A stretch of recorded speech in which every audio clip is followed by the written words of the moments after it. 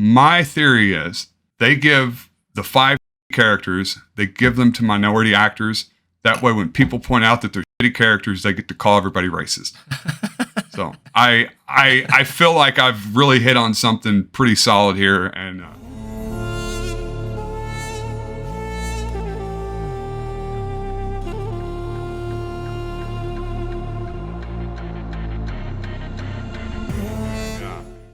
Diet Dew is phenomenal. that's an opinion. That's the correct opinion, sir.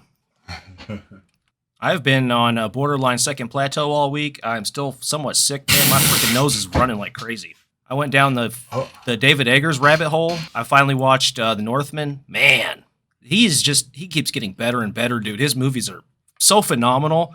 Here's what I do, like with The Lighthouse. I watched The Lighthouse all the way through, and I was like, that was good. And then I watched it again immediately all the way through, and that's what I do with The Northman. I have to watch it twice because there's so much in there that you miss. There's so much packed into the movie, and the dialect, it's hard to pick up everything that's said. And then you think, it's one of those things where like a book is so good, you read it, and then you think about it for 2 months. It's the same way with Eggers movies, man. They're so good. So I still haven't seen The Lighthouse. I do have plans on watching it at some point, but I did watch The Northman. Really? What'd you think about it? I don't know. I feel like it's one of them things where I watched it and I get the feeling that I missed something. I guarantee I feel like there's something there, but I feel like I missed it. I didn't pick up on it. Now, it was kind of later at night. My girlfriend was here when we were watching it, so I was half asleep anyways. There was definitely things I missed through the first viewing, for sure. And what was good about it? Like, because going into it initially, I was expecting just kind of like a real traditional, I guess, revenge tale. You know, he gets usurped by the uncle. He wants, but it was very non-traditional, I guess. It seemed like to me.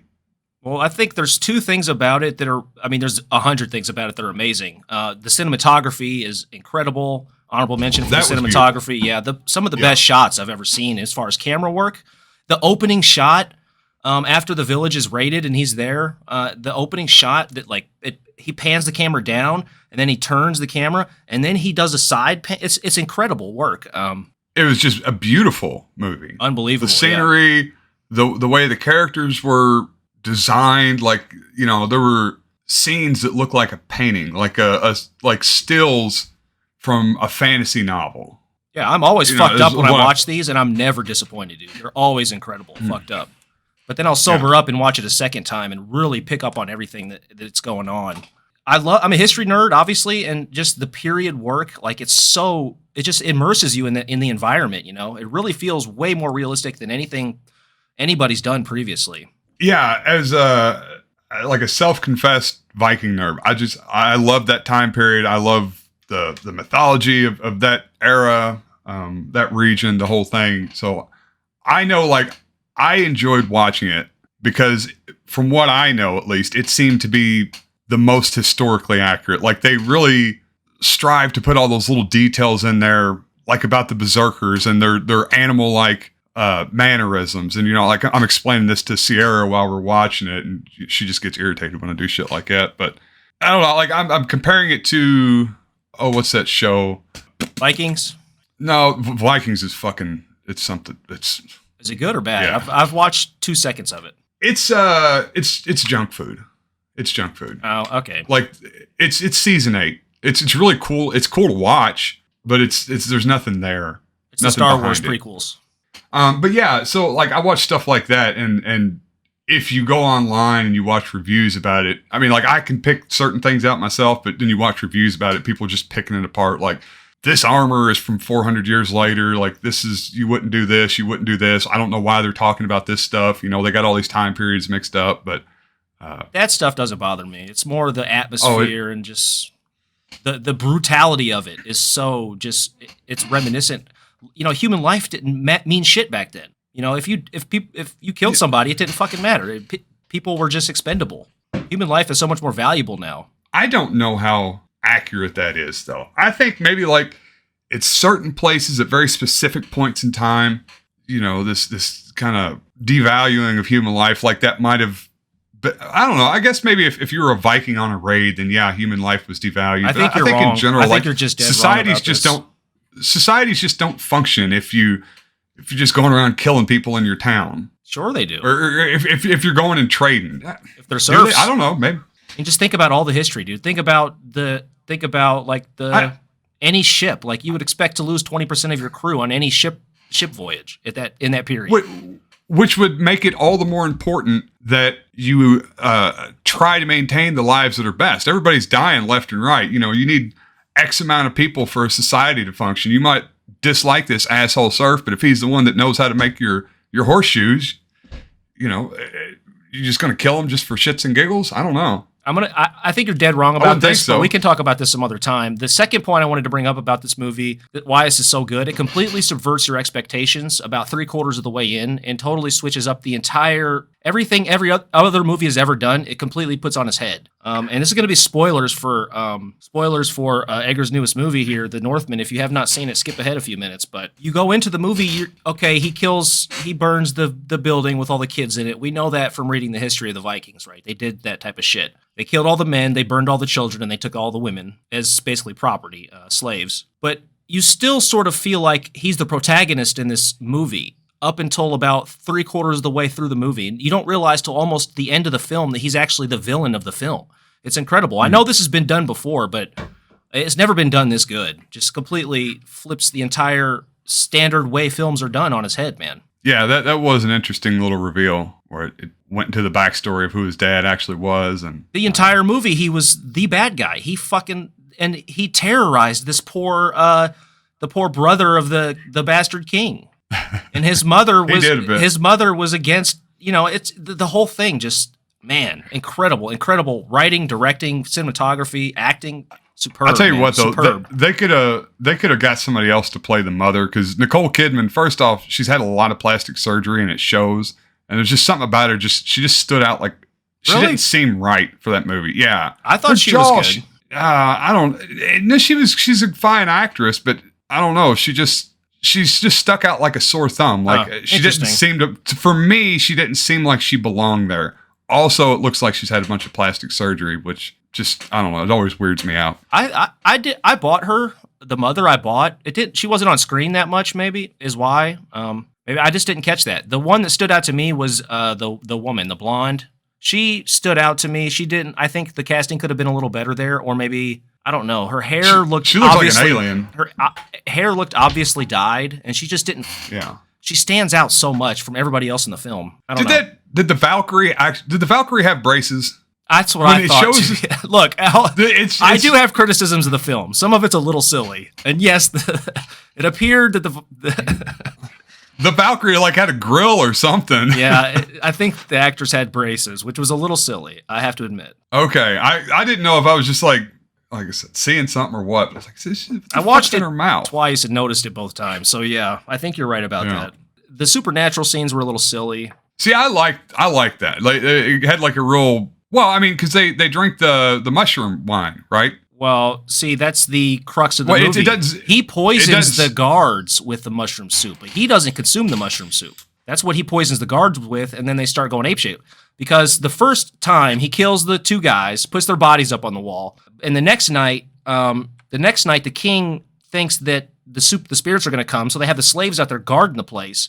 But unknowingly, he poisons all of the guards with the mushroom soup. They start going apeshit, killing themselves. You see the one guy swinging a sword walk off by himself. There's another point. It was earlier in the movie where they give him like I think one of the like shaman characters gives him something and calls it like the mead of insight. And then it was like right after that, there was this like a dream, like a psychedelic dream sequence. And that's just because they didn't say specifically mushroom, but they called it like the mead of insight or the mead of knowledge, or and I kind of assumed that that's what it was. It was some sort of psychedelic brew, probably mushroom based or whatever. He had like 4 or so visions throughout the film, but I didn't see him consume any psychedelics prior to any of the visions. And it's really unclear if those were visions that he actually had, or if it was a supernatural, it's unclear. Well, but also early on when he's with his dad down there, they're acting like wolves. And then what is it? Is that Dafoe down Willem there? Dafoe. Is that Dafoe? Willem Dafoe gives him like the mead of insight or the mead of knowledge, and then it goes in like this real trippy psychedelic scene. I don't remember him consuming anything there at that point. I could be wrong, but I could be wrong as well. Yeah, I'm pretty sure he did early on. Anyway. And maybe that was kind of like, yeah, anyways. I do have a few criticisms, but like I said, like, man, it's so far above in the areas that it's good. It's so far above any other film in recent years that, I mean, you have to give it at least a 9.5 out of 10 in my opinion, but that's just my score. Oh, it was really good. I need to go back and watch it again. Like I said, I wasn't in the best headspace to view it the first time and really appreciate it. I wasn't too. I was tripping, man. It was awesome though. I love it. I love it. I love it. We're going to talk about one more TV thing here, I guess, this week. And you had put this on the docket, surprisingly, the Obi-Wan Kenobi. Are you talking about the Disney Disney series? The Disney Kenobi series. There are 3 episodes out right now. I have not seen the third yet, but I mean, I don't care if you spoil it. But okay, yeah. So I won't spoil the third. Okay, so yeah. So you said you have watched it? Yeah, I've watched all the Star Wars series. You watched the first 2. Okay, you watched the first 2. Now, you probably heard by now the biggest controversy of this show.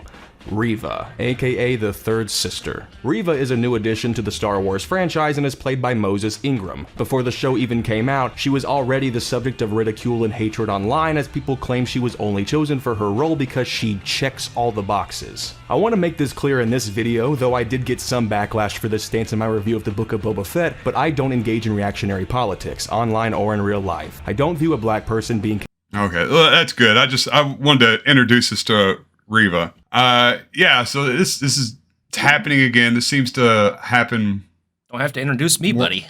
More and more often with every Disney movie. They how widespread is this though? Is this just like a couple dumb kids? I don't know. I think it's pretty widespread. So I stay on the Star Wars subreddits, and there's been a lot of people bitching about certain aspects of the series in general, but Reva in particular. And Disney has made just recently made a big statement kind of pushing back against what they're calling the toxic fandom. Ewan McGregor even released a little clip about all the hate that the actress Moses Ingram is getting. Now, obviously, like a lot of the hate that she's getting is fucked up. People are really pushing at her hard with the overtly racist stuff. But I think there's a lot of people in general that are upset at the character being bad, and then Disney's just calling them racist to, I guess, avert any blame about their poor character writing. But yeah, I don't know. So there's fans make accusations that Reva is a diversity hire, and I just want to go into if there's any truth to that. And this is just me venting, obviously. Disney dismisses all the criticism as racism. So this is the same storyline we saw play out in the Disney trilogy with regards to Finn and Rose. You have poorly written characters that are... All right, so here's where I get into the conspiracy theory. Finn was good. Finn was really good. Finn was awful. Even the character, John Boyega, come out afterwards and was kind of like bitching about how they didn't have nothing for his character to do. In the second and third film, but the first film he was in good. The second and third one. Yes. They didn't have... Yes. So my theory is... These movies, they're written almost like by committee. You've got so many different hands in the pot wanting to add and take away from this and that. You end up having all these different characters, and just for whatever reason, Disney Star Wars cannot write, like if there's going to be 15 characters in a movie or series, they can only make like 5 good characters, and they're going to have like 5 mediocre characters and 5 shitty characters. My theory is they give the 5 shitty characters, they give them to minority actors.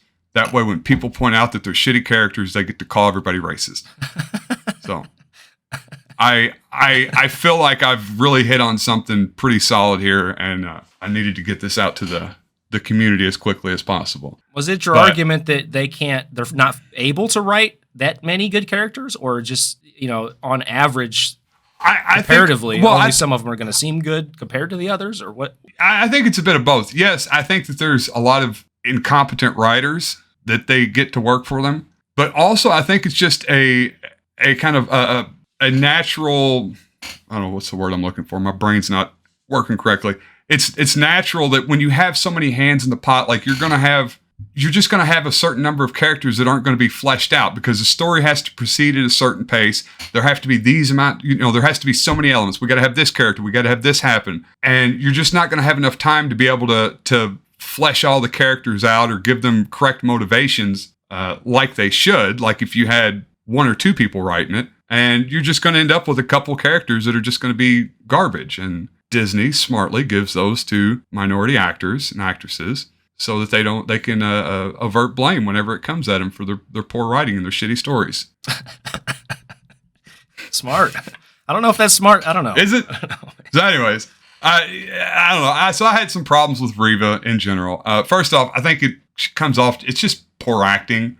I don't know. Did you get the film when you're listening to her talk that like everything sounded really cringy and it just didn't, it wasn't even the dialogue. The dialogue was kind of cheesy, but I think the acting and the delivery of a lot of the lines was, it was just really bad directing. I don't want to blame the actress because I don't think it's her fault. She's a good actress and she was acting well, but I think the directing was just piss poor, man. The character design was bad also.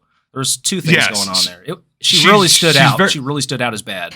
Yeah, she's incredibly one note. So her whole thing is she's mad. She's just angry. And I felt like they were trying to channel like the anger and angst of prequel Anakin, episode 2, episode 3 Anakin. And it did not pan out, I think, how they were hoping, Don't understand my power. There was purpose and there was real emotion and depth behind Anakin's anger. On the surface, what you saw was his anger, but there was something under it. With her, it's just anger, and it got so annoying. It just kind of detracts from the story. People upset. She kind of hits all the woke markers. She's self-assured, doesn't really care what others think. She's constantly ignoring what the members of her group are asking of her. Her mission is hers alone, which kind of makes you wonder why that group would let her be a part of it anyway. I understand you can't just leave the Inquisitors, but the idea that they take her out on their field trips is kind of silly. It really took away from the seriousness and the dread of the bad guys from this series to have this petulant child whining that she wants another ice cream cone the entire time. She wants to do what she wants to do. She's physically dominant, so you got to have that too. She's beating a more powerful character right off the bat. Once again, this is like Rey or Finn from the Disney trilogy. Rey has no training whatsoever, and she's like beating up on Kylo somehow or another. Oh, he's a douche. Yeah, well, he's also a trained Force user. Have some respect. Fair enough. Mentally dominant, she's able to outsmart all the other members of her group. She also, incidentally, I actually laughed when this happened. She destroyed a symbol of the white patriarchy.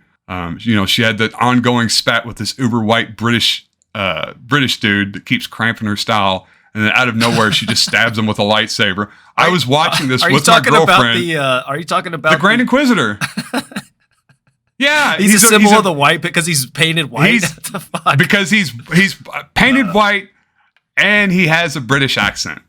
And she stabbed him, and I go, "That's what." I was sitting right here with my girlfriend. And I go, "That's what you get, patriarchy." That's the head of the Dust East India Trading Company, right there.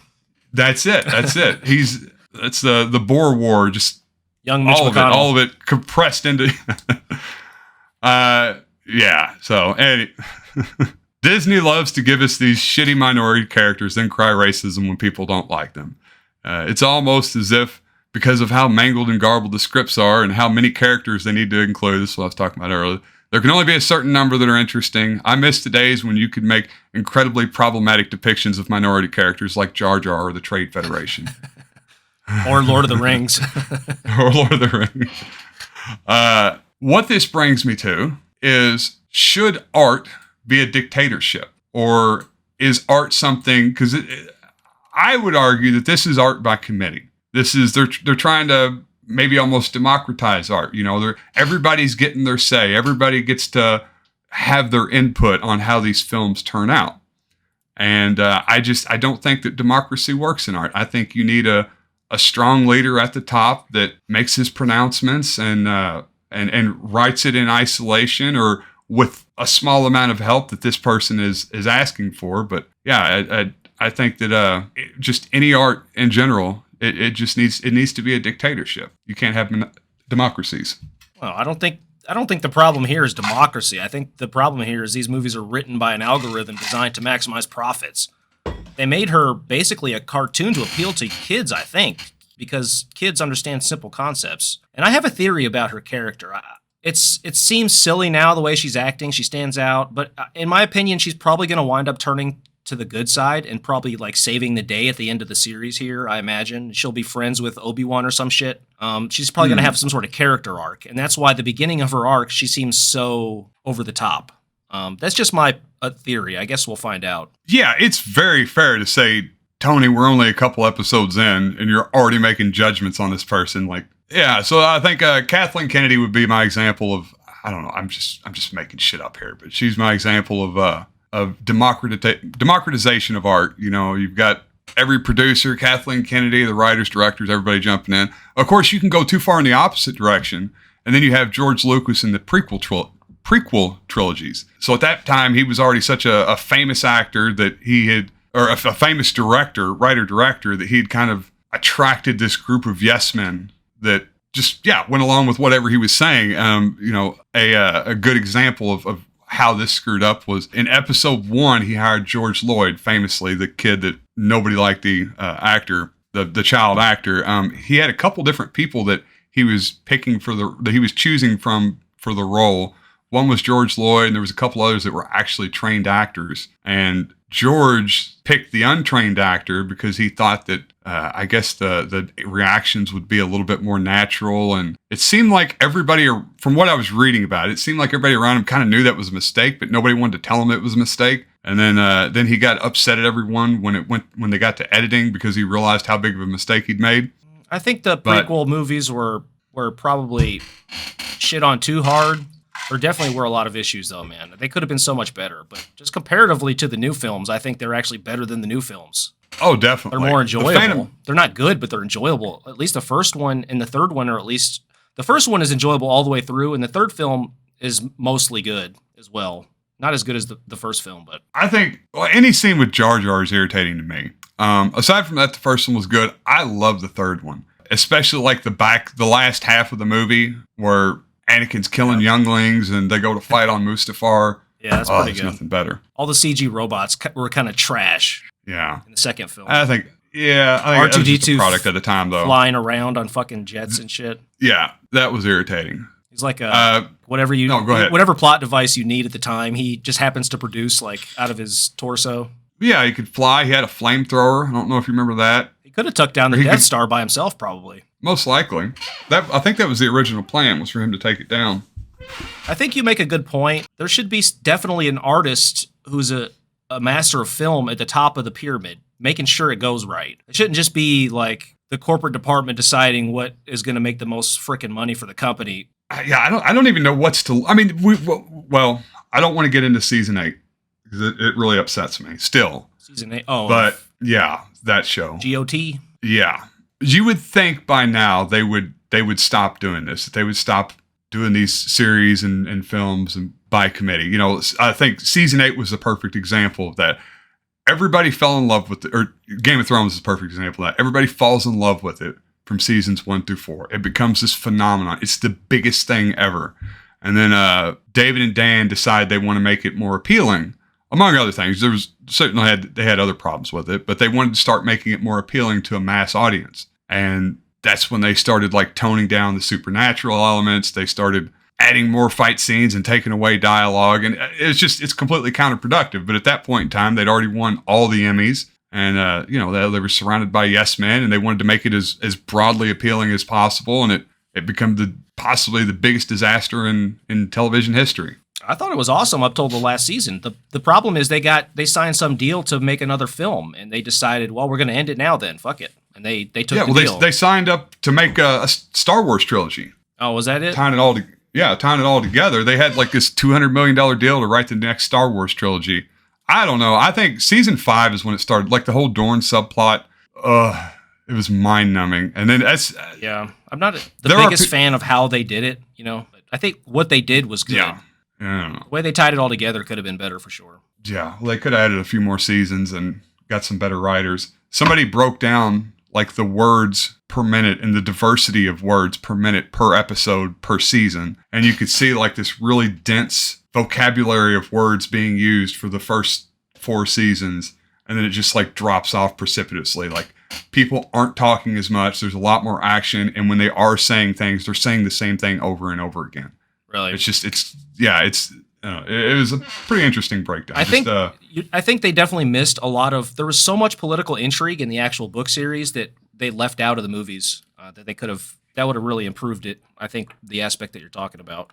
I should also just say for the people at home who may not know how capitalism works, these are not run by committee. They are run by boards of directors. This is not a democracy issue. These are not democracies. These are capitalist corporations. The top of the pyramid is profit, though. That's the problem. It's not creating good art. It's profit. Fair enough. It's run by oligarchy. You got a bunch of oligarchs, or maybe a plutocracy, a bunch of oligarchs at the top trying to get as much as they can out of each thing. It's a bunch of rich, fucking wrinkly old white men who take fucking too much Viagra. It probably doesn't work anymore. And they get to decide how Game of Thrones is going to end. And everybody hates them for it. Yes.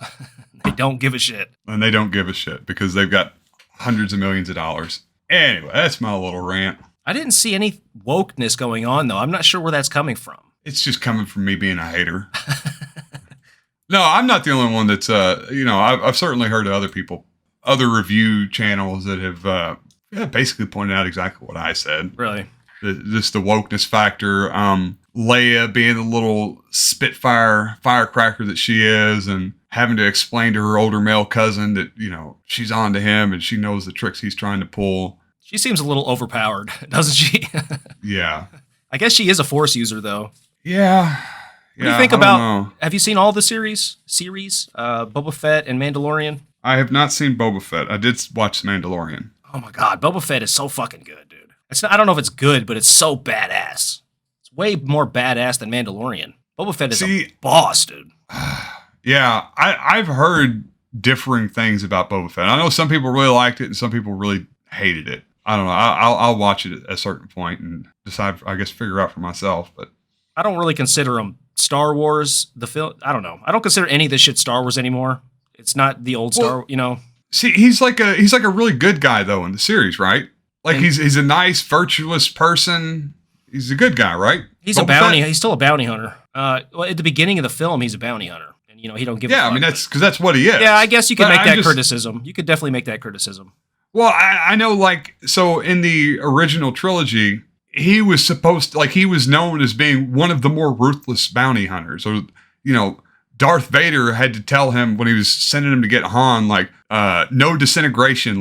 I want him alive. You can't disintegrate him. I guess presumably that was kind of his thing, was just go out and kill the person and bring back a bag of scraps to whoever set the bounty out. And then my understanding is he's just a super good guy, nice fellow that's always doing the right thing in the series. It just seemed really counter to his motivations who he was set up as. He's not motivated by personal altruism in the series. And okay. I guess you could make that criticism. Of course, everything I've read in the side books, he's also sort of he's not virtuous, but he's honorable. He's an honorable bounty hunter. Okay. Well, there's yeah. I mean, I guess there's nothing that would say he's not honorable in the I guess the source material, but I don't know. They did this with Loki too. Loki from the movies he was a trickster and he was an asshole and he was always getting into trouble and he was a villain. And then in the Loki series, all of a sudden he becomes this really nice guy that's always putting himself out there for other people and sacrificing for the greater good, when that's just not who Loki was from the earlier Avengers movies. I think all the Marvel stuff is written for white, round fucking Americans, dude. I hate all of it. I can't stand any of it. Really? Awful. But the Disney series, the Star Wars series, I do enjoy. You got to watch Boba Fett. He's a badass. I want to get. I'll watch it. Moving right along here. Today is June the 5th. We're going to cover, one day late, the anniversary of Tiananmen Square. I'm going to preface this with just some disclaimers here. I am certainly not an expert on China. There is so much history there to read through and understand, man, and it's not something that we're taught in school, really, whatsoever. So please bear that in mind as we go through this. I am no freaking China expert by any stretch. Even China scholars in this country, don't really understand the whole picture. This was actually a very pivotal moment in the history of the modern, the CCP and the People's Republic in general. This actually changed the direction of the country in a lot of ways. It was a lot bigger and more widespread across the entire the country than I initially thought when I started going through this, man. Really? I know they called it a democratization protest, but I was watching some stuff preparing for this that they weren't really protesting for democracy per se. They weren't asking for the Communist Party to step aside and for there to be like open elections. They were really just protesting for a loosening of the kind of totalitarian grip that the CCP had on the country. I think, what was their... Yeah, well, look, there was a lot of factions involved. There were people protesting for all different reasons. And one of the main problems the protesters, the movement, the student movement, this was mostly led by student activists, particularly in Beijing, but this spread everywhere in every city. Like I said, one of the big problems they had later on in the movement, as the movement picked up a lot of momentum, is they didn't really agree on what the goals they were after.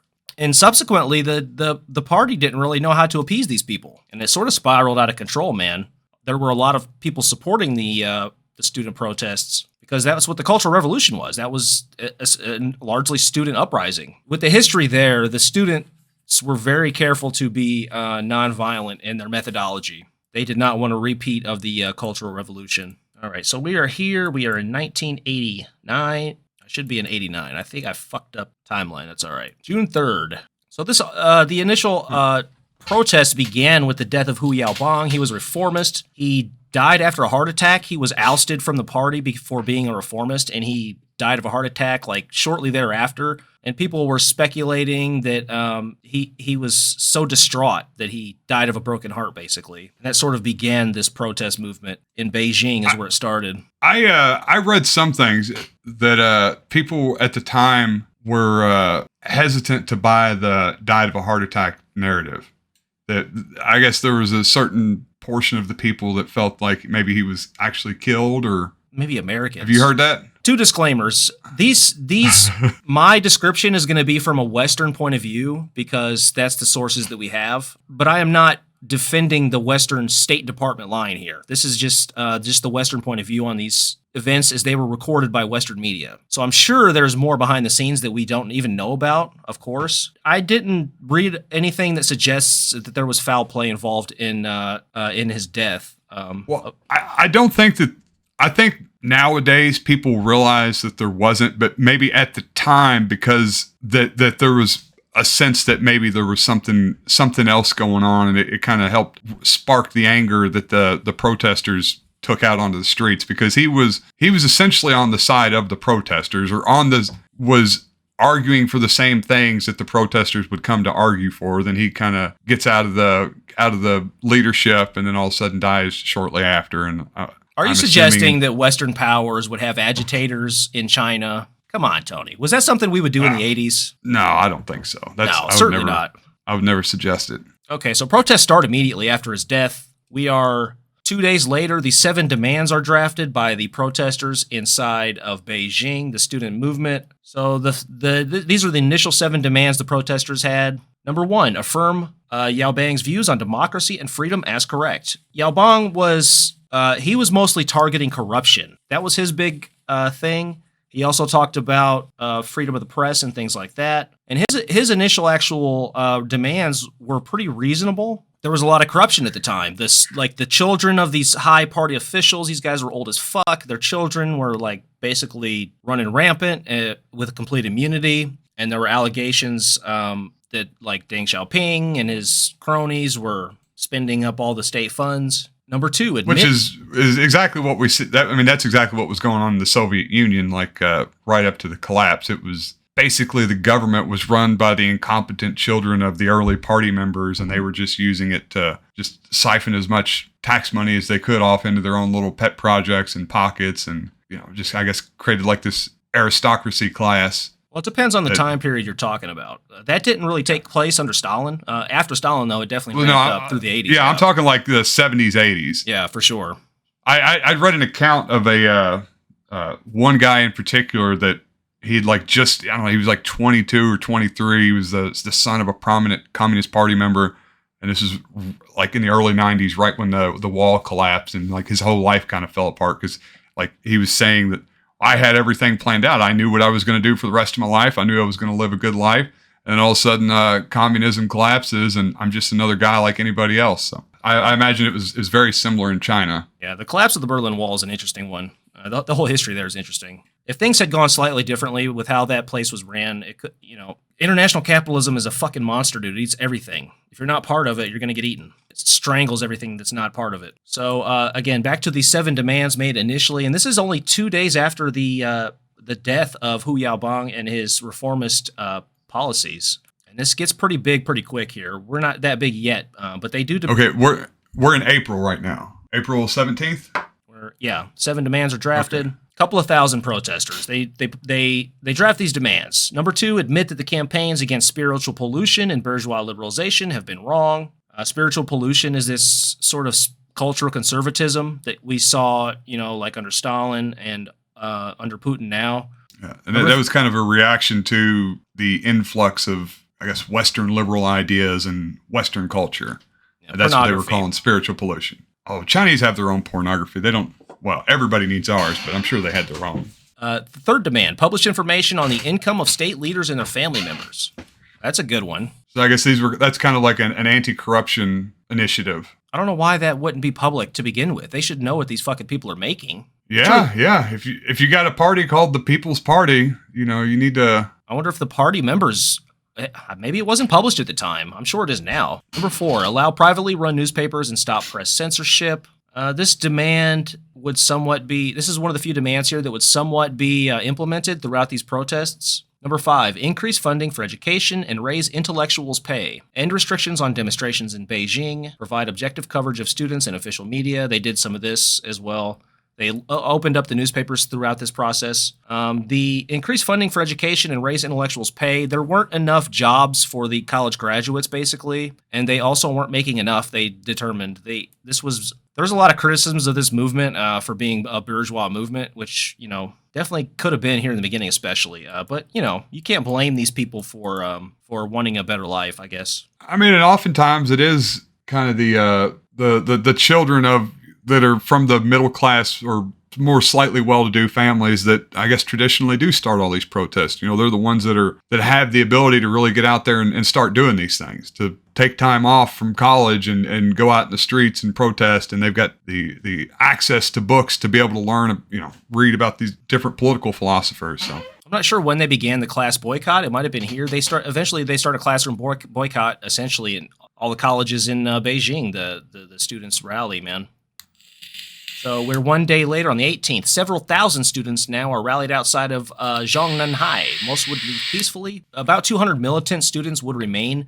There was always this core group of really militant students that really gassed up this protest, man. And they are outside of, this is Zhongnanhai right here. This is the party headquarters, basically. So the few remaining protesters are dispersed physically with the police. But somebody started spreading these rumors that the police were being brutal and using police brutality methods, which they weren't really at all at this time. The residents of Beijing really came out in full force to support these students. And these rumors are credited with starting a lot of this, too. All right, we are on the 21st of 1989, April. While officially closed for the state funeral of Hu Yaobang, protesters gathered at Tiananmen Square, about 100,000 strong at this point. They had actually increased the funeral to a state funeral because of the demands of the protesters. So they had tried some minor methods to appease these people, but the protest just kept growing stronger and stronger at this point. I tell you, the kind of the lead up to this is really reminiscent to me of what I learned about the Maidan Revolution. They go out, you've got this group of kind of college kids going out protesting. They're making demands. Because in that case, the police did come in, start cracking down, and then the crackdowns kind of ignited the fervor of all the other people living in the area, and it just started gaining inertia at that point and building and building and building until you got 100,000 people out in the streets and kind of the city itself, a general strike. The whole city shuts down. Well, I think Maidan didn't really pick up that much steam at first. I think it was really the sniper attacks that set that one off. And that's when they started occupying the government buildings. This one, the police dispersed the militants fine. For whatever reason, this was just a period of a great unrest in China. One of the largest reasons why is, like I said, there were so many different factions involved in this. And one prominent faction were the communists, were the real leftists in China, because under Deng Xiaoping, Deng's reforms, he had lifted price caps and started liberalizing the economy, and it really fucked people up, man. People didn't make that much money, and then all of a sudden all their shit cost 30-40% more. People started taking all their money out of the banks, inflation started going through the roof. Deng had to immediately put the price caps back on. There were a lot of people upset about that, rightfully so, you know. Well, yeah, sure, and then you got, I guess, kind of an underlying tension, anyways. Something like that happens, prices start going up, and it's just, you know, it's the whole thing's just ready to explode at that point. I think a lot of people here are feeling that now, between rent and gas and food. I don't see people going out to protest anytime soon in numbers like this, dude. Yeah, well, one can only hope. We're like a week and a half in, and 100,000 are in Tiananmen Square. Yeah, they didn't have Netflix back then. It's a deterrent. You keep a bunch of good programming on. It keeps people home, starving. I would go protest, honey, but it's football night. I'm trying to finish Ozark's last season. So General Secretary Xiao Ziyang leaves for Pyongyang. He is the reformist member of the Politburo. He is the one who is he's basically supporting the protests and giving them legitimacy. And he is also the general secretary. He is the highest ranking member in Beijing. So when he leaves, that is the protesters basically support leaving. So he went to Pyongyang for a international trip, and Li Ping was now in charge. Here's Xiao Ziyang. Li Ping would now be in charge of Beijing, and he is the hardliner. Protesters are still in Beijing. They are gathering steam. They are camped out. So Deng Xiaoping then meets with the members of the Politburo, and this is where Deng Xiaoping basically, he's talked into taking this hardline stance. It's unclear whether or not he was talked into this. It seems like, from reading the history, it seems like Deng was always on board with this sort of hardline stance, which is interesting because he's the reformist guy. He's the guy who opened it up. Dengism is the whole, you know, that was what started the special economic zones and brought all the foreign investment in. So it's just interesting that he would take this hardline stance against the protesters. Yeah, I'm trying to think of what somebody that's okay with liberal change, but can't have too much too quickly, or we got to keep the law and order in the streets while we're doing it. See, this is complicated because they didn't understand neoliberalism at the time. There wasn't really a such thing.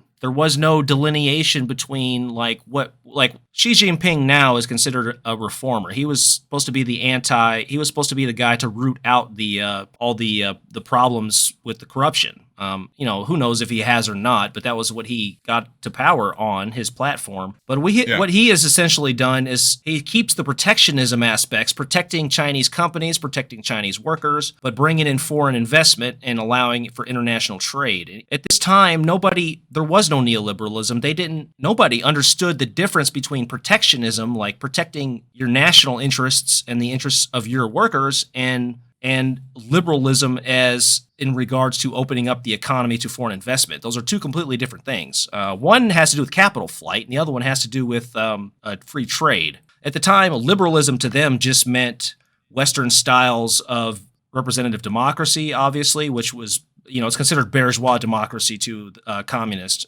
not true democracy. You know, democracy is great and all, but you know, if it's just rich people running the shit, it's not really very democratic. Oh, Deng Xiaoping. While we're on Deng Xiaoping, here's a classic. I'm not sure if you're familiar with this particular Nintendo game, Hong Kong 97. Anybody who's in the video game space already knows about this, but this cracks me up, dude. I love this. I've never heard of this. This is considered the worst Nintendo game of all time. Huh. And this music that's playing will just play throughout the entire game in a 10-second loop. I think this is actual game. Yeah, this is actual gameplay of Hong Kong 97 here. This game is very famous for many reasons. Happy Software Limited. Okay, so on the cover here of the game, we have a picture of Deng and, well, I think that's actually Mao. The year 1997 has arrived. A herd of fucking ugly reds are rushing from the mainland. Jesus Christ. So it's written from the point of view of Hong Kong, basically. Okay. So they're referring to the mainland Chinese when they talk about the fucking ugly reds. Fair enough. It's probably what they called them at the time. Yeah. Crime rate has skyrocketed. Hong Kong is ruined. Therefore, the Hong Kong government called Bruce Lee's relative Chin. And Bruce Lee's relative Chin here is played by rip-off, copy-pastes of Jackie Chan. As you'll see, for the massacre of the Reds, Chin is a killer machine. Wipe out all 1.2 billion. In mainland China, there was a secret project in progress, a project to transform the deceased Deng Xiaoping into an ultimate weapon. Bringing Deng Xiaoping back from the dead as an ultimate weapon.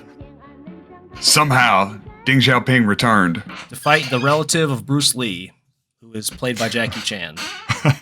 Oh, Jesus. How did I not know about this? They sold like 30 copies of this when it was made, but it's become a cult classic now, of course. Well, that's the gameplay? Yeah, it's a shooter. It's basically a shooter.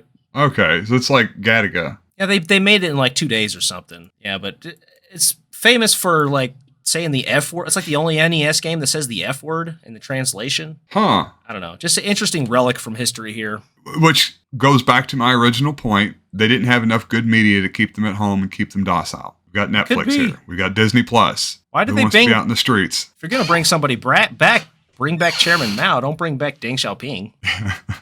Maybe they had a good reason to. I don't know. I mean, Chairman Mao, he was actually out in the field leading troops, fighting. He would be a threat. That guy did not look scary at all. It looks like the Crypt Keeper. I mean, I guess that's scary. I don't know why. This frustrates me so bad. Some stuff about history just pisses me off. Like this. So after Deng decides that he's going to take this hardline stance, the state media run this front page editorial labeling the protesters, the student protesters, as counter-revolutionary, which, you know, in Chinese, in communist circles in general, being counter-revolutionary is not good. You don't want to be that. Things that are bad. You have to purge those. So they labeled all these protesters as counter-revolutionary, and this was a big sticking point throughout this entire protest movement. Yeah, this article is credited with radicalizing more of the movement, as I wrote here, and rightly so. This was a big deal. Yeah, I think that was the article I was thinking of that I referred to earlier. Where I guess being labeled as counter-revolutionary, some of the idea behind it was that, yeah, I guess it would scare enough people because that language is only generally used in kind of extreme, like, I guess traditionally, if you got labeled a counter-revolutionary, you know, you were going to end up going to a labor camp, and your family may end up going to a labor camp. So I guess they put that out and used that language initially is just to try to scare everybody off. Like, look, you know, bad stuff might happen if you all stay out here because you've been given this label, and we know what this label meant in the decades past, and it could mean that again. So. For one, yeah, it's a crime. It's also like calling an American anti-American or something after 9/11, you know? Or like, I don't know. It labels you as a capitalist pig, basically. Yeah. This entire thing, they refused to like take it back. They would never take it back. Just take it back, you pussies. God. Pisses me off so bad, dude. So at this point, yeah, they reoccupy Tiananmen Square, 100,000, 27th, 29th. Eventually, a government spokesperson, Yuan Mu, does meet with some student representatives. They don't get anywhere with the talks. On the 30th, that is when Zhao Ziyang returns, and with his return, the official line in Beijing softens a little bit towards the student protests because he is somewhat supportive of these guys. There's his photo again. Handsome man there. He looks like an old Chinese Seth MacFarlane. I could definitely see it, yeah. Okay, so from the first to the third, nothing really happens. There's just thousands of protests, over 100,000 protesters just chilling in Tiananmen Square, still camped out, probably much like Occupy Wall Street. Probably great living conditions. It was full of tents. Yeah, probably fewer hippies fucking. There's a lot of lefties in China, dude. Especially, you know, they all read Marx growing up, you know. So May the 4th, this commemoration day, not Star Wars Day. They don't celebrate that yet. Unfortunately, maybe they do now, but this is a holiday in China celebrating the anti-imperialist cultural and political movement which grew out of student protests on Beijing. So I guess it was another large student movement at Tiananmen Square. China's so interesting, man. On May the 4th, the protests sort of chill out a little bit. Zhao Ziyang returns, starts giving speeches again, and the universities, most of them, except for Peking and I think one other, they end their boycotts, their classroom boycott. In the following weeks, the movement would lose some of its steam. The militant leaders were becoming frustrated, however, with this sort of lack of concessions. They didn't really get shit out of all this work they've done to organize, and they start getting frustrated, so they plan a hunger strike. And they scheduled this hunger strike 2 days before a planned visit by Gorbachev, which was a really big deal at the time, trying to restore relations between China and the USSR. And they were aiming to extract some leverage and actually get some concessions out of these guys. And initially, like I said, early on in the protests, the main two things were liberalization in terms of freedom of the press and the corruption, which were pretty noble causes, in my opinion, at least. There are definitely arguments you can make when it comes to what free press exactly means, however.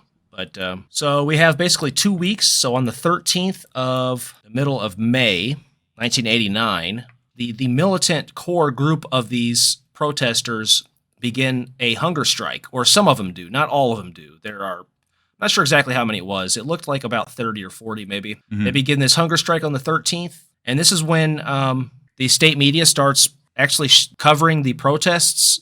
Like I said, they loosened some of these media restrictions as concessions, but it wasn't enough to pacify the students. They were really concerned about this fucking newspaper article. And it makes sense because, like I said, the more I think about it, it does sort of make sense because this is essentially, not the article itself, but the stance, because this is a crime they would be potentially committing here. Gorbachev visits on the 15th. This was a historic moment in Sino-Soviet relations, but it was marred by this unrest. The protesters were just chilling in Tiananmen Square during Gorbachev's visit, and there were analysts claiming that the CCP and the Chinese government was losing face or lost face. Oh, I'm sure, especially to a country like the Soviet Union. You know, I mean, I guess both these countries, repression is key. Keeping the population under control is kind of key to how their governments run, and having a protest of this size and people out there laying down, starving themselves, you know, it just does not look good and does not project the image that you're wanting to project, especially to outside countries that you're trying to impress or regain relations with. Well, maybe it could be show yourself as an equal, a partner. Yeah, it may also like weaken your position in negotiations too, maybe. You know, I mean, I could see something like that. I don't know if there was some investment planned, you know, maybe the Soviet Union's wanting to sign a deal to start buying arms from China, you know, you see something like that. Well, heck, is this country going to be around? Is this political leadership going to be around for much longer? You know, if something like this gets too big, I mean, that's where the CCP come from in the first place, was a bunch of pissed off students. So why couldn't it happen again? Interesting too, like hunger strikes as a method. Like, I don't know, it seems to be more of an Eastern thing. Like, you don't really hear about that much in the U.S. I guess you do every once in a while. I think John Lennon and Yoko Ono did a hunger strike one time, but outside of them, there haven't really been any prominent hunger strikes in the U.S. that I'm aware of, at least. Maybe you know. Well, there's been a bunch, but I think the most prominent was recently in New York. The taxi cab drivers went on hunger strike. Really? Yeah, because right before Uber was launched, the city had created this new deal to sell the tokens at like 4 times what they previously were.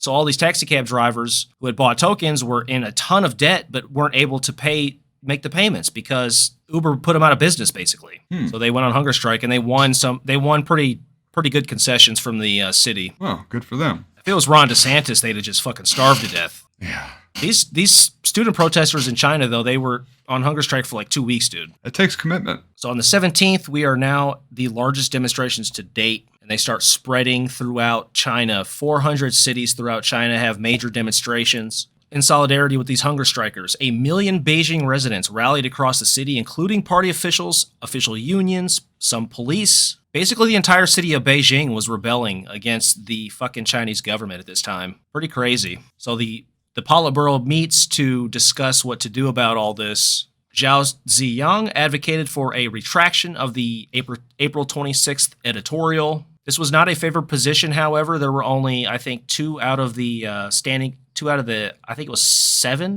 7 standing committee members. Li Ping and Deng Xiaoping supported the final decision, which was a declaration of martial law. Martial law was officially declared on the 20th. They send an order out to 250,000 troops to be transported to Beijing via rail or air. In retaliation, after learning this information, the residents of Beijing blockaded the city. They set up trucks and all types of shit across the major highways to block the tanks from getting into the city. Yeah, I've seen video. I guess they took public transportation buses and would set them up to act as barricades for the against the troops coming in. So they really... This was baller shit, dude. Dude, China's awesome.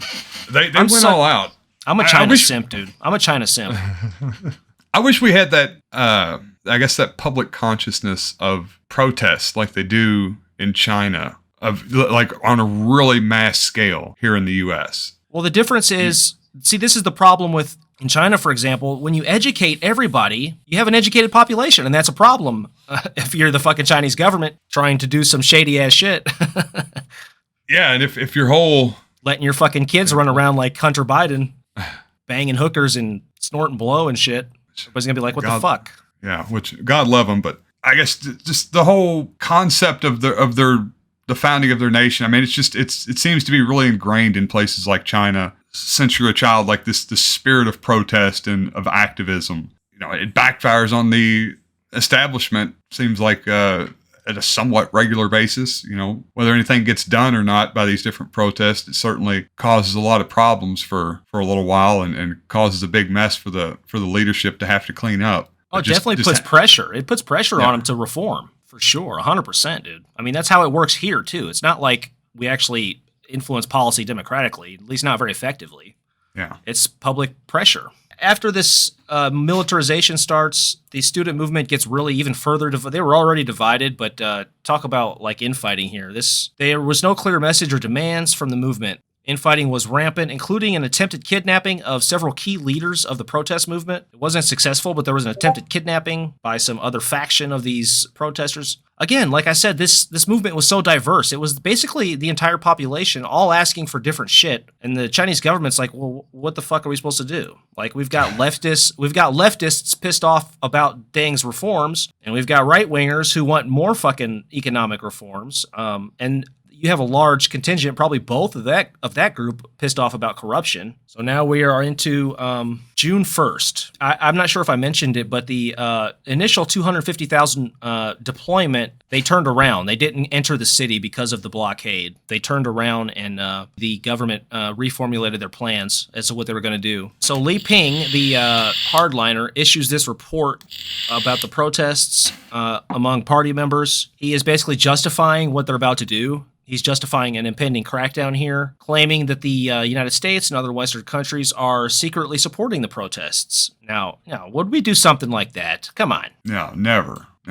He also warned of the dangers of bourgeois liberalism. Okay, so we're on to the second. State media starts broadcasting to the protesters to get the hell out. There are military on the way. Protesters start barricading the entrance to the center of the city. The major intersections they blockade off. Everybody's out in full force, man. This is almost like a war. It's almost a civil war. I guess some of the students were. Well, I guess this is speaking to the disorganization of the protest. That there was this article on June 1st written, "Tiananmen, I Cry for You." It was written by I guess one of the students had started becoming disillusioned with the movement because they felt it was too chaotic and disorganized. From what I was reading about this, it did seem like it broke into all these different factions, but it didn't. It was interesting that it didn't, even the different factions breaking apart, like it didn't slow down the momentum of the movement. People weren't, I guess, by and large, getting aggravated because of the disorganization and turning around and going home. They were just,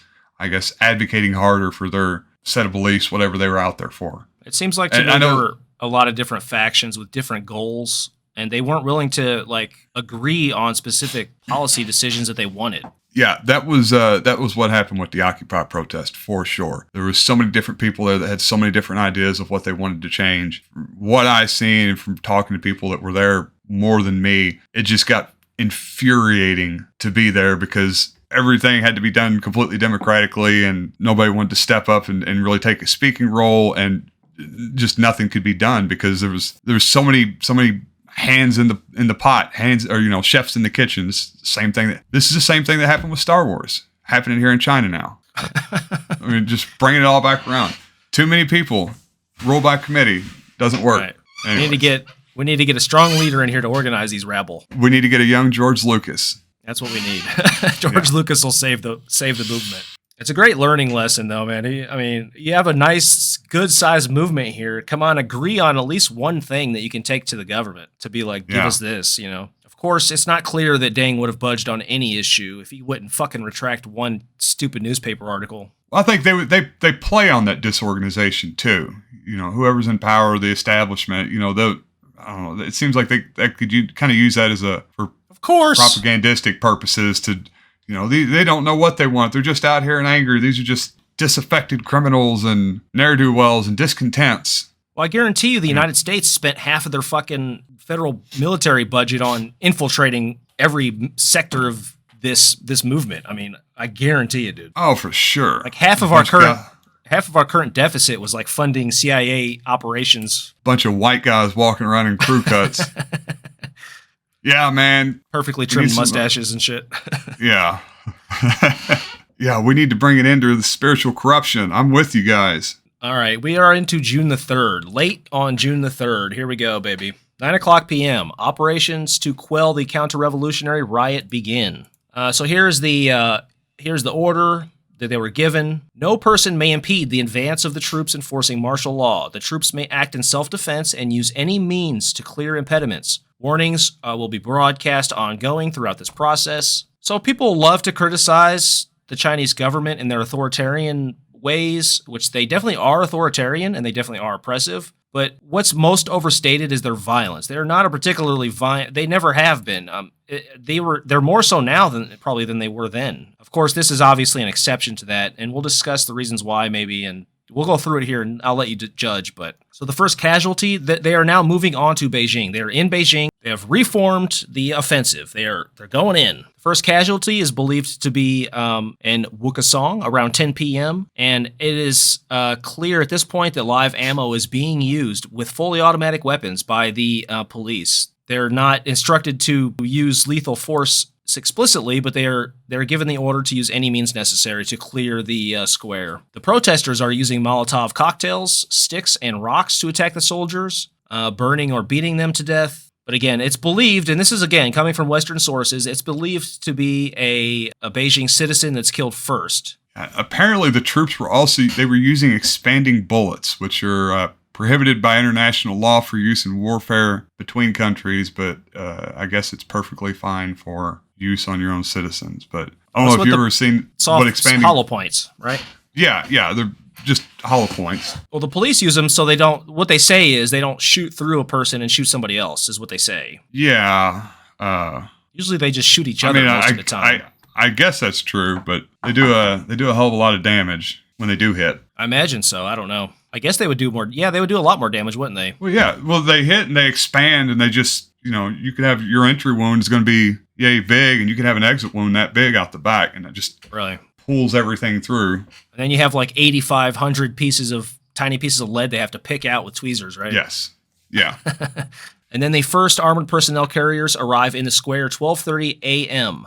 And they start surrounding the square at this point. By 1:30, the students in Tiananmen Square are completely surrounded by army forces. I should say at this time in Western China, there is pretty heavy fighting there's actual fighting basically taking place in one specific entry location to the city where automatic weapons are used on protesters. Protesters are fighting back with Molotov cocktails and shit, but they mow down dozens of people in sort of Western Beijing right around 10 o'clock here as well. And around 10:30, they start getting reports to Tiananmen Square what's going on at the edges of the city. So we're past that now, however. We are first APCs arrive at the square, 12:30 a.m., and a decision was made among the organizers of the protest to continue to use peaceful methods, even though they had confiscated a couple machine guns.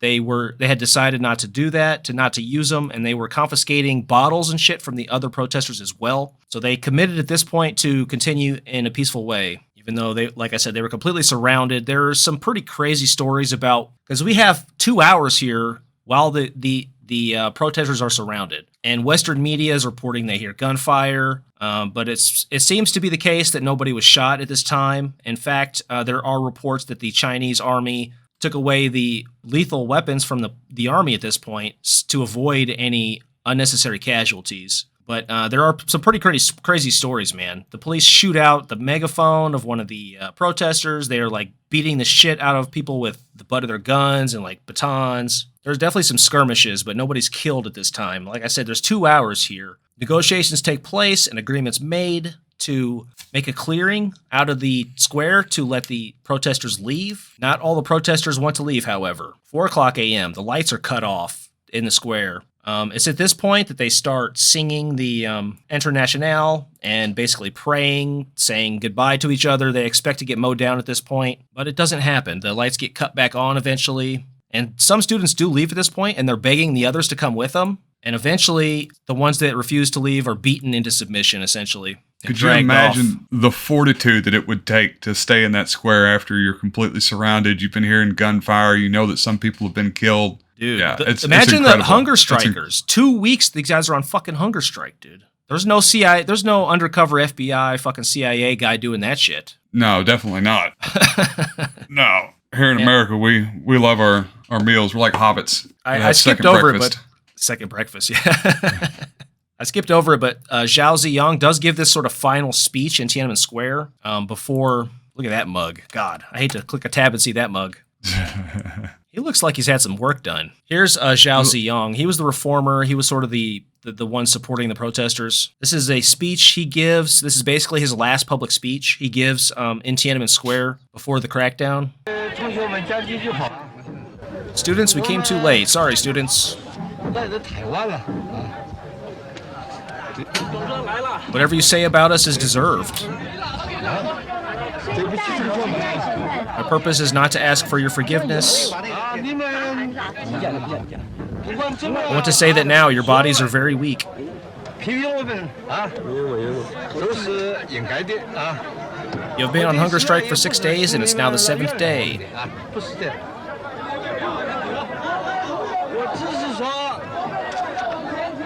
We cannot go on like this.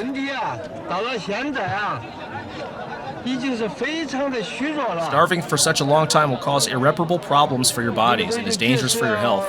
It's not the most riveting speech, but he's there. He's there for him. He's just giving him health lessons. You have not been washing your hands after you use the bathroom. That's very important. It will cause health problems. There's this Wall Street Journal article that reports on some of the details from an article on June 5th, because the international community did have a fair bit of reporting going on. The Chinese Communist Party, the government had tried to prevent foreign media from reporting on this at the time, like the day of, but they weren't 100% successful. So we have a Wall Street Journal article here. Quote, as columns of tanks and tens of thousands of soldiers approached Tiananmen, many troops were set on by angry mobs who screamed, fascists! Dozens of soldiers were pulled from trucks, severely beaten, and left for dead. At an intersection west of the square, the body of a young soldier who had been beaten to death was stripped naked and hung from the side of a bus. Another soldier's corpse was strung up at an intersection east of the square. I know there's some photos of this. I wasn't able to really find it. After they have Tiananmen Square surrounded, the protesters set this fucking... Because at first only 3 tanks show up. 2 of the tanks get the fuck out of Dodge, and the 3rd tank they set on fire. They put a stick in the treads to stop it. Set it. They light blankets on fire, throw it on top of the tank, and start cooking the guys inside of it alive, basically. Jesus. So they escape the tank, and the guys start beating the shit out of them, and then some of the leadership of the protesters surround them and then escort them away to safety. Yeah. At this point, this is really the crossing the Rubicon moment. You start killing soldiers, tying them up, setting tanks on fire. I don't know. It's you've got all your cards in at that point, hoping things play out in your favor. Yeah, you're like some Walking Dead type shit. It's about to pop off. Yeah. It's balls on those guys. Man, a small part of me wishes I was there, dude. Oh yeah, I would. There was in one of Hitchens's books. He talks about what were called, because he was, I guess, active during 1968 when all these different protests were going on around the world. And he refers to these certain groups of people as tourists of the revolution, where they would travel from revolution to revolution just to say that they were there and to kind of take part and just see it going on. And I think I definitely would be if I had the opportunity to be. Dude, have you read Che Guevara's biography? By John Lee Anderson? I don't recall the author, but... Yeah, actually, I think I have your copy. Oh, okay. Have you read it? Yeah, I've read it. Oh, man. Yeah. Talk about a story. Yeah. I don't think I have it up there. But yeah, John Lee Anderson, I think, is the author. And yeah, it's great. Che, right? I think it's called Che? I don't remember what it's called, but yeah. The one I read was awesome, man. It's the first time I had read, the story from his point of view. Because typically you get it from, Western media's point of view. Yeah. Play just a couple clips here to get... an idea of what this was like, man. Nightfall Saturday, the soldiers' first attempt to enter the square. As they had on previous occasions, the students and their supporters massed around the convoys, blocking their movement. Some of the demonstrators tried to befriend the soldiers, saying that the People's Army and the people should not be enemies. It was a short, peaceful interlude. In the early morning hours of Sunday, armored personnel carriers began to advance on the square. The crowd quickly turned into an angry mob, attacking the armored vehicles with rocks, pipes, and Molotov cocktails. Soldiers trying to flee the vehicle were clubbed. The Army later claimed that the entire crew had been killed. There was a volley of tear gas. Then, See, that wasn't the footage I saw. There's better footage of it, but I couldn't find it, of the tank getting basically set on fire. Here's Sky News. The Beijing residents torched an entire column of Chinese tanks, reminiscent of like what the U.S. intelligence / Ukraine did to Russian tanks outside of Kiev. Chinese state television showed these pictures of an ambushed army convoy blaming student counter-revolutionaries. Amidst all the turmoil, a lone act of heroism. There's the tank man. This is after. This is like on the 6th, I believe. This maybe it was late on the 5th, but I think it was the 6th where the tank man thing. Do you remember this? Do you remember seeing this as a kid? I definitely am aware of that footage. I think it. I want to say it is on the 5th. That was my understanding. Is that that's when it happened. When I was a kid, for some reason, I was under the impression that he gets squished by the tank. Yeah, no, he doesn't get squished. They don't squish him. Yeah, no, I never thought that. I always Really? just assumed he got away somehow, or yeah. They call it the Tiananmen Square Massacre, which I guess it was. So they call it a massacre, then they show the guy standing in front of a tank, and then just easy They leap cut of logic to assume like, well, he must have been the guy that got massacred. Like they'd run him over. They wouldn't just stop. These guys are evil communists. Yeah. Yeah, no, there's a whole documentary trying to figure out who that guy was. I guess nobody actually knows to this day who he was. I'm sure there's some file on him in the Chinese government archives. They didn't catch everybody, but if they had caught him, he'd have been in jail for sure. Yeah. From Tiananmen Square, the sound of gunfire sounded like a battle, but it was one-sided. Look at all those troops, A line man. of soldiers was strung out, facing a huge crowd. The air was filled with shouts of "Fascists! Stop killing!" We were in the line facing the troops. They were about 250 yards away. Young people were singing the Internationale to a background of gunfire. That's what I want to do. Sing the Internationale to the background of gunfire. Right after I get done setting a tank on fire. They're shouting, "Stop the killing and down with the government." I love it, but I fear what would have happened if they were successful in overthrowing the Chinese government. Just because the history of that country being colonized, like the largest country on earth by far, like what would have happened if they had been successful overthrowing it, man? I don't know. It probably would have been a rough couple years before things got figured out, but it'd be interesting. What would they have done? Would they have created the kind of liberalized version of the system that they at the time were thinking they were pushing for, or would they have just kind of opened it up to the West and it'd be East Arizona? What I'm going to say, I think without the understanding of the neoliberalism and what was going to turn into in the 21st century, that it would have been like Russia is now. It would have been a pauper state, a capitalist fucking hellscape, probably. I mean, it's very likely.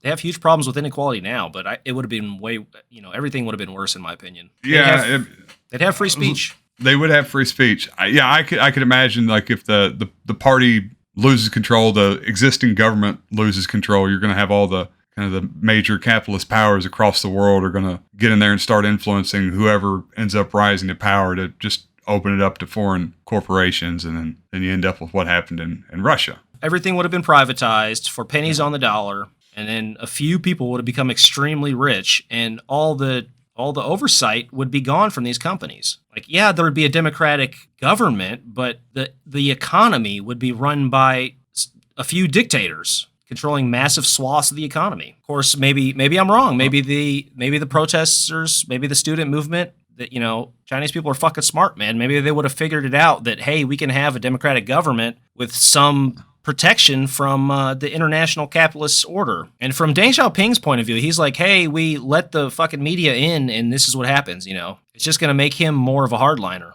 The many other protests, even large ones like those in Shanghai, because they had a similar thing in Shanghai, but there was no bloodshed. The military didn't like open up with machine guns on the citizens, and the citizens weren't killing the fucking army. They got them to leave to end the protest basically peacefully in Shanghai and everywhere else. Essentially, all 400 cities across China. The best estimates place the number of dead around 2,000 to 4,000. Anytime there's unrest like this, anytime people with machine guns are given license to kill, there's always some fucking sickos in there, man. Oh, for sure. Yeah, you see that everywhere. There's those people who are just waiting for the opportunity. Yeah, and they finally get it. People you talk to every day. You would never suspect. You know anybody that like tortured dead animals when they were kids? Tortured. Yeah, I did. What do you mean by torture? You always hear stories of people who would like squish frogs or like put firecrackers on cats and shit. Yeah, I got a cousin that did like really grotesque stuff to animals. I never seen it, but I heard about it. And I mean, he was the one telling proudly, like, oh, I did this to this cat. Like, oh, awesome. I'm 8 years old, dude. Don't tell me that stuff. Feel bad for his wife now. Yeah, well, he's not married. He's not married.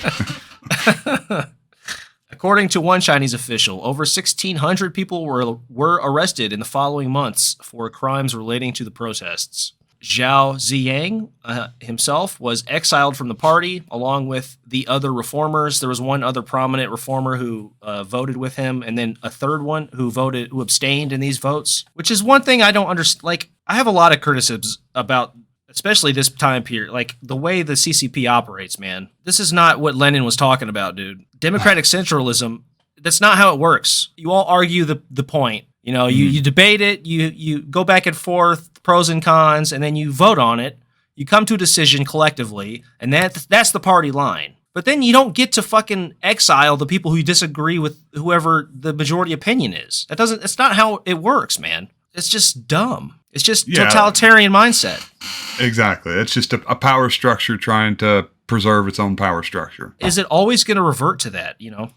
God. I think so. I think that's kind of the moral of all these tales is that, I don't know, inevitably it all just kind of reverts to shit. You have these spontaneous outbursts of hope and goodness, and you just got so many people behind the scenes, just change this, and well, we got to maintain this, and well, we can't be having these rabble-rousers over here, we can't be having this person disagreeing. And so yeah, Zhao Ziyang was exiled. Deng Xiaoping withdrew from the public spotlight after this, basically. He retired his last government position. He would come back later to do some other shit, but he withdrew from public life, basically. Rightfully so. This was a fuck up. The relative media freedoms leading up to it immediately after the protests were reversed following the upheaval. Foreign journalists many of them were expelled from the country after this and placed under increased regulation. They eased restrictions again in the early 90s, however, on journalism. I guess my question is, what do you think about how the state handled this? If you were the premier, if you were Deng Xiaoping, how would you handle it? What would you have done differently in terms of the response? You've got a country, you've got the biggest country on earth, you got 1 billion people, you've got the entire Western world praying for your downfall. What do you do? So I think it was handled as well as it could have been. Anything when you're maneuvering things at this scale, like obviously the violence is something that should have been avoided best it could, but I don't know. I mean, I guess there's like certain points where like, well, once we get to this point, what do you do? You know, once we get to this point, what do you do?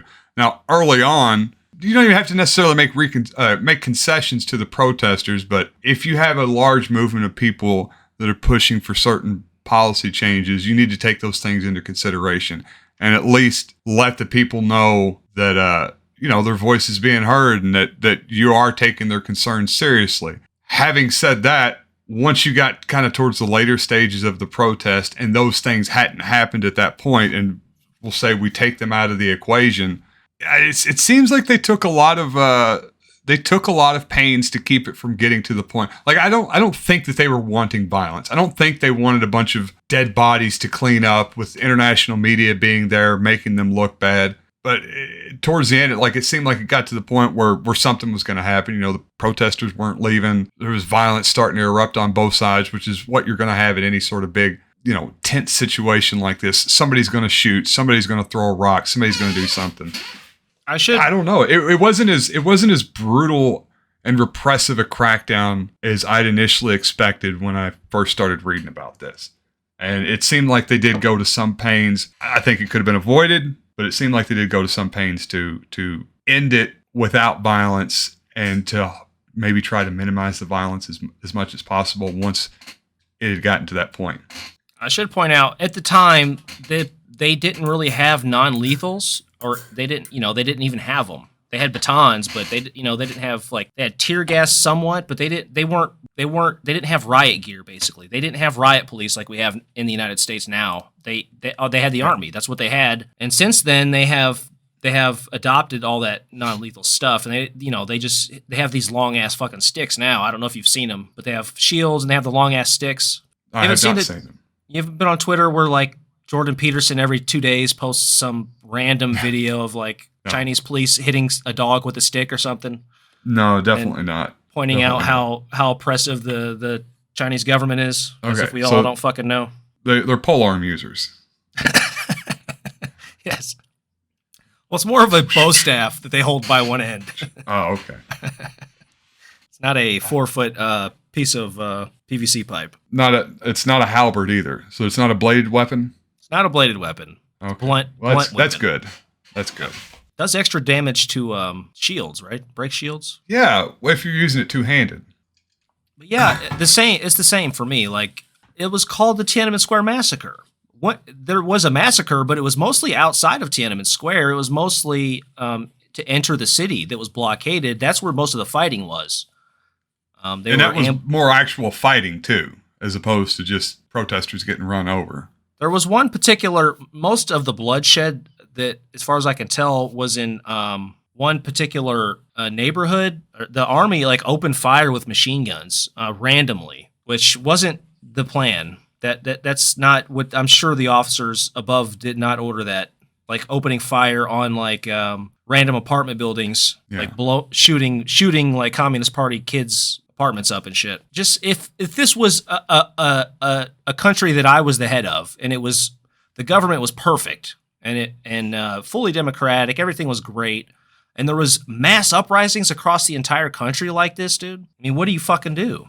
They give them 2 weeks in between before they even decided to mobilize. And yeah, at a certain point, you do need to take the concerns of the protesters seriously. But they were a small fraction of the population, and if their discontent is causing kind of widespread issues across the country for all the other citizens, you have a responsibility to keep the country in order to a certain degree. I mean, it sounds like I feel weird saying it, that I'm kind of agreeing with crackdowns against liberalizing protesters, but I don't what do? You still have a country that needs to function correctly. Yeah, you've got food that needs to go out to people in rural communities.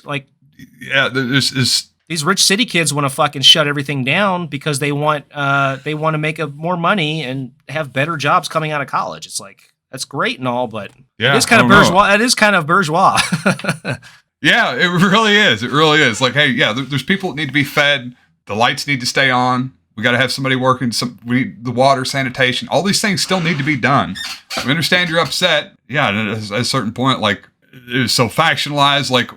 Is there one or two things? What can be done to get these people off the streets? Is there even anything that can be done? So they start with the threatening letters and calling them, what was it, counter-revolutionaries, as a veiled threat to get them to leave, and it doesn't work. And I don't know, it ends up in violence. Am I a tanky, James? Did I just become a tanky? This is literally, I'm advocating for tanks being sent in against protesters. This is the definition of tanky, dude. I mean, I did not see this the big reveal like this happening at the end of the podcast. Well, to be fair, if I had a bunch of Wall Street executives protesting outside my house, I wouldn't feel too bad about running tanks over them. Oh yeah, no, not at all. Not at all. A bunch of white liberals protesting outside of the rodeo or some shit. Yeah, I guess. There's a lot of things I criticize about the Chinese, but I am a simp. I do like the Chinese in general. The history is amazing. Have you seen the Forbidden City? What this fucking thing is, dude? Oh, it's beautiful. I was actually going to say something. You were showing one of the building. I think it was a party headquarters, and I was just in awe of the architecture. I'm an architecture simp, you might say. I love looking at beautiful buildings. Well, this is an entire city that's like preserved from like thousands of years ago. It's insane. So yeah, you see on the one I've got pulled up, it's got the moat, like perfectly square moat all the way around it. A whole city, not just a building, a freaking city.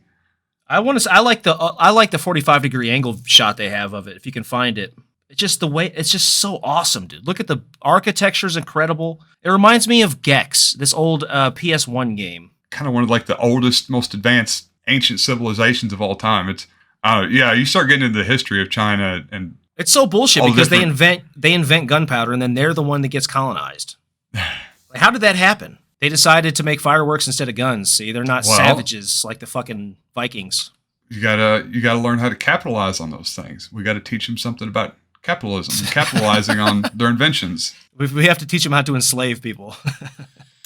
Well, they knew how to do that. Well, the Japanese enslaved them, but I don't think maybe they had slaves. But I thought. Oh yeah, they definitely had slaves. The Forbidden City was not built by paid laborers working for a union. Yeah, that was Qing Dynasty, and then prior to that, even I think it existed before the Qing Dynasty. Yeah, or Qing Dynasty, I guess is pronounced. Yeah, I would love to go see the Terracotta Warriors. That would be awesome. Social credit system in China. This has been a sort of a hot topic in the news. We'll run through this quick, but yeah. It's, people like Brett Weinstein or whoever talking about China. They talk about the social credit system, how it's oppressive and it's evil or whatever they say. I don't even know what they say. And it's basically they just copied our credits, our credit score thing, but it's with some modifications, of course, with Chinese characteristics, one could say. But I'm on board. I love the idea. This is like, it's from Black Mirror, but I think it's great. I'm a collectivist, man. The individual is irrelevant. They can smush him with tanks. Who gives a fuck? There's billions of them, literally. So why is a social credit system preferable to fines for civil offenses? So you have a score, and instead of you speed, and instead of getting a speeding ticket, they take away 5 social points or whatever the fuck it is. But yeah, social credit score is preferable to fines for civil offenses, not for criminal offenses. Don't be going around raping people just to lose points. But this brings up an interesting thought. Why aren't fines, like a speeding ticket it's $500 if you're working at fucking Dairy Queen or if you're working at Goldman Sachs? Why is that? Why aren't fines a percentage of your yearly income? Wouldn't that make more sense? That way it hurts everybody just as much. It does make a lot more sense. I know that they do that in the Nordic countries where it is based on your... Really? I want to say Norway or Sweden, maybe both. It's based on a percentage of your income. So if you make $1 million a year, you might get a $5,000 speeding ticket. Whereas if you get minimum wage, whatever that is, it'll just be a couple $100 or kronars or whatever weird type of made up currency they have. See, that should be a bipartisan issue. Gonna start a super PAC. Yeah, you're gonna gain a lot of traction. Let's fine rich people more when they do shitty things. Let's make it more difficult for them to buy their way out of their criminal activities. Great fundraising message. Yeah. Yeah. Hey, give me some money so I can make things more expensive for you. But the idea is that instead of just having the stick for your approach to governing, you have the carrot and stick approach. You can reward people for doing good things and also punish them for doing bad things. See, this makes so much sense to me, dude. This is obvious to me. I don't know. I think this is great. Okay, so the social credit system is a number that's attached to each individual, kind of like we have credit scores here, but it takes a lot more into account. So it's taken I'm assuming it's actually like a credit score in that making payments on time, and then it just gets into other social things. If you're showing up to work, if you're not speeding, if you're... Well, in China, this is mostly theoretical. It's only implemented in a few major cities, and it mostly affects middle class people when it comes to getting loans. Basically, they'll dock you if you were being subversive, right? Subversive. Yeah, if you're talking shit on Twitter or something like that. Oh, okay. Talking shit about calling people Winnie the Pooh and crazy stuff like that. Yeah, I don't like that part. So you can't be a troll. Well, this isn't. We're not taking their system. We're designing our own here. No shit posters allowed in China. Right. We're designing our own system here. So okay. So your question was, what's the point? What do you get with your social credit? So you've been a really good citizen. You have a high score. What do you get? So my first thought is a fast pass at Disney World, because the fast pass now is just for rich people. Yes. If you're a YouTube influencer or a politician, you buy the fast pass for, I don't know how much it is, probably a lot, and you don't have to wait in long lines at fucking Disneyland like every other schmuck. To be fair, so I went with my girlfriend's family. They're doing well, and we went. Yeah, we went to, where was it? You It was an amusement swine. park, Kings Island. And I had so much fun walking past all those stinking fucking peasants. As I just walked in a different line, I seen them just this giant mass of the unwashed proletariat hordes. And I would just mosey on by. Excuse me a second. I know you've been waiting here for 45 minutes, but I'm going to go ahead and hop on the ride for a little bit. I'll let you have my seat when I get done with it. Yeah, you like spit on them as you walk by. Oh, yeah. Yeah. I was living it up. You sniff a little bit. You get good parking. Good parking. If anybody who lives in a city knows, parking is paramount. Instead of handicapped people, because really they're mostly handicapped because they're fat. They need to lose weight anyway, make them park in the back and walk. And then if you have a high credit score, you get to park in the front in the handicap spots. I love it. Good idea. Good idea. The ability to procreate. See, now we're talking some real shit. If you're an asshole, then you're fucked. You don't get to procreate. Huh. So if you talk obtrusively in the movie theater, you get docked. But how does this, are you like assigned partners based on, or is it so advantageous to have a good credit score that you want to try to find a partner that also has a good credit score? And so that's how they're allowing you, like, that's how it's affecting your ability to procreate. Well, it does have to be temporary, I guess. So you can't do what they do to the Uyghurs and force sterilization. So I guess you could do a pill, a birth control pill. Oh shit, you're going hard on this. I'm talking eugenics, buddy. I was thinking like I'm a passive collectivist system. No, Yeah, just I'm a collectivist. Like greater you know, good. like you get to a certain age, and you're like, oh, I don't. If I'm gonna get a new girlfriend or wife, like she's got to have a good credit score because credit's important. We'll have to buy stuff, and so I don't know. I was kind of thinking that's the route you were going. Like, oh, this. I don't want a chick. Reinforcement, yeah. I don't want a chick that has to park all the way at the back and can't buy anything. So I'm going to be a good guy so that I'm more desirable to the opposite. And I'm going to look for other people that have my same level of desirability. And then we're going to procreate. That seems like a good way towards a segregation, like down the line, where you're creating a new class system of people whose parents were assholes and people whose parents were squares, really. Because that's really what it's talking about. Like, You're people missing that would it. No, that's not it. I don't want assholes to reproduce at all. I want them gone. So if you're an asshole, like you pull up to the drive-thru and you're bitching that, whatever, you're complaining that your fucking cheeseburger has a pickle on it because you're an asshole, you don't get to reproduce. I have a couple of examples of here what is going to cause you to lose social points. And like I said, when it comes to the procreation, this has to be temporary. You can come back into the society's good graces if you're a good citizen and regain the ability to reproduce at some point. Okay. And there are scientific ways to do this. But so, for example, cutting in line at the grocery store. This happened to me not that long ago. In 2021, it was. A woman cut in line at a fucking Walmart in front of us, in front of everybody. And of course, I say something, and then I feel like an asshole for saying something. But she's the one that cut in line. And she's probably been doing this her whole life, and nobody's ever said nothing to her. She's been getting away with it. Of course, it was an attractive woman who just gets away with fucking murder. Well, that's the problem right there. Sure. It's attractive, and they know they can get away with it. Not around me, buddy. Not around me. The fucking back of the line. Accountability. This is what this is called. Yeah, that's right. Holding you accountable. Side zooming. This is one we've touched on before. Is one of my biggest pet peeves. I hate this. If I had psychic powers, I would instantly cause everyone who did this to burst into flames with my anger. This is people that are trying to merge and they speed up.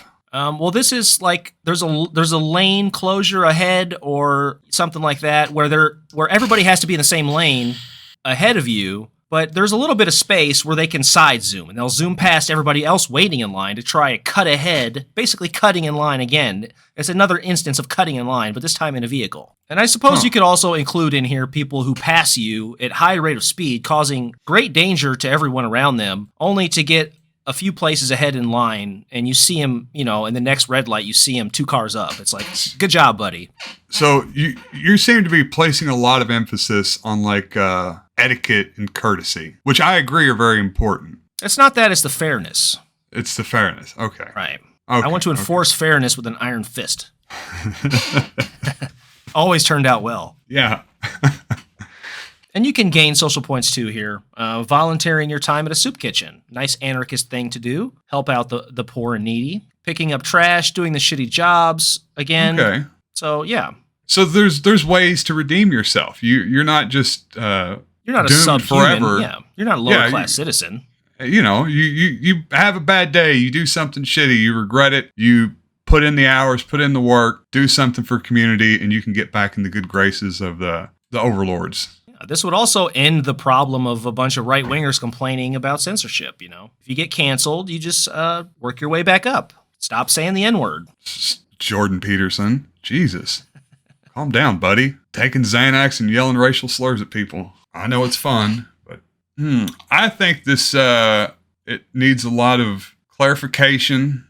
I would want to be very thorough with your social credit system on exactly how it works. I want to make sure there's not people out there gaming the system. I want to make sure that you don't have any counter-revolutionary ideas on what is fair and what isn't fair, because there might be some things that I think are fair that you don't think are fair. But overall, I'm liking the idea. Yeah, I'm bringing you around to it, huh? Yeah, so you get kind of minor perks of society. There might be things that appeal to everybody, because I'm not really a big theme park person, but maybe there's something that appeals to me. Maybe if you got a high social credit score, if you get it so high, you can get a 10% off your internet bill for the month. You can redeem it for stuff like that.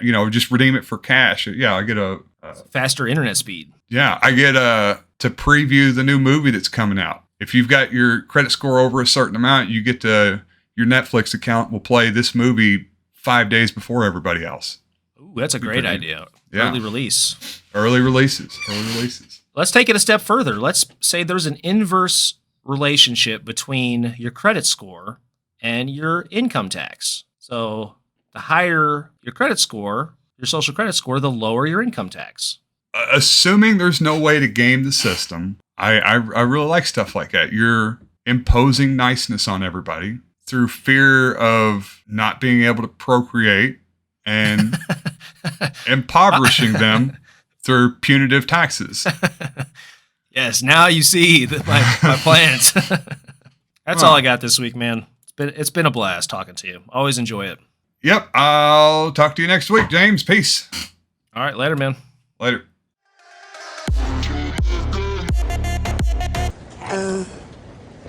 That's reserved for members of our Prime Flight program. You got to be a 4.2 or over to qualify. Oh, I'm a 4.2. I'm afraid you're actually a 4.183.